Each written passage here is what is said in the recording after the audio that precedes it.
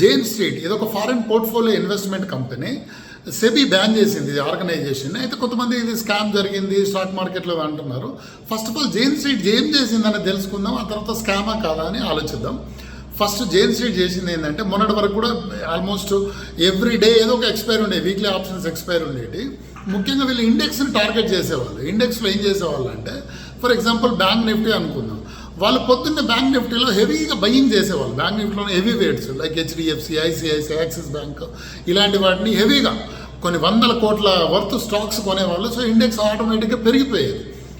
ఇటు కొంటూనే it the same time వాళ్ళు ఏం చేసేవాళ్ళు అంటే, ఇండెక్స్ పెరిగిపోగానే పుట్ ఆప్షన్స్ తగ్గుతాయి, కాల్ ఆప్షన్స్ పెరుగుతాయి.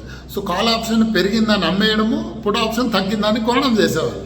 సో మధ్యాహ్నం ఎప్పుడో లేదంటే క్లోజింగ్ టైంలో 3 గంటలకు పొద్దున ఏవైతే స్టాక్స్ కొన్నారో అది హెవీగా ఒకేసారిగా మార్కెట్లో పంప్ చేసేవాళ్ళు. ఇమ్మీడియట్గా ఆ ఇండెక్స్ కొలాప్స్ అయిపోయేది. అప్పుడు వీళ్ళకి క్యాష్లో ఎంతో కొంత లాస్ వచ్చినా కూడా ఈ ఆప్షన్స్లో వాళ్ళకు లాభాలు వచ్చాయి. ఎందుకంటే క్యాష్ మార్కెట్లో, ఎగ్జాంపుల్ కోసం చెప్తున్నాను, క్యాష్ మార్కెట్లో హెవీ ఇన్వెస్ట్మెంట్ అనమాట. క్యాష్ మార్కెట్లో 1000 కోట్లు పెడితే ఆప్షన్ మార్కెట్లో 10,000 కోట్లు పెట్టేవాళ్ళు. సో ఇక్కడ పావుల లాస్ వస్తే ఆడ ₹2 ప్రాఫిట్ వచ్చేది. సో ఈ విధంగా వాళ్ళు ప్రాఫిట్ గెయిన్ చేశారు.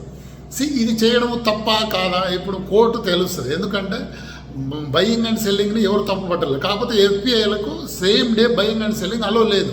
వీళ్ళు ఏంటంటే 2-3 ఎంటిటీస్ క్రియేట్ చేసుకున్నారు. అంటే వేరే కంపెనీ రిజిస్టర్ చేసినారు, ఒక దాంట్లో కొంటే ఇంకో దాంట్లో అమ్మడం, ఈ టైప్లో చేశారన్నమాట. సో వీళ్ళు చేసింది ఇల్లీగలా కాదనేది కోర్టు తెలుసు. అనెథికల్. ఒక్కోసారి ధర్మం ప్రకారం తప్పు అయినా న్యాయం ప్రకారం తప్పు కాకపోవచ్చు. ధర్మం న్యాయం అన్నీ ఒకే సైడ్ ఉండవు, ప్రతిసారి వేరు సైడ్లో కూడా ఉంటాయి. సో కోర్టు తెలుస్తుంది వీళ్ళు చేసింది తప్ప కాదని. ప్రస్తుతం అయితే సెబీ వీళ్ళని బ్యాన్ చేసింది. ఇంకా ఆప్షన్ మార్కెట్లో ఇంకా రెగ్యులేషన్ స్ట్రిక్ట్ చేయడానికి చూస్తుంది. సో ఇది స్కామ్ అయితే కాదు, అంటే హర్షద్ మెహతా, కేతన్ పరేఖ్ టైప్లో స్కామ్ కాదు. ఒక లూప్ హోల్ని పట్టుకొని వాళ్ళు చేసి, అంటే వాళ్ళు వ్యాపారమే చెప్తున్నారు.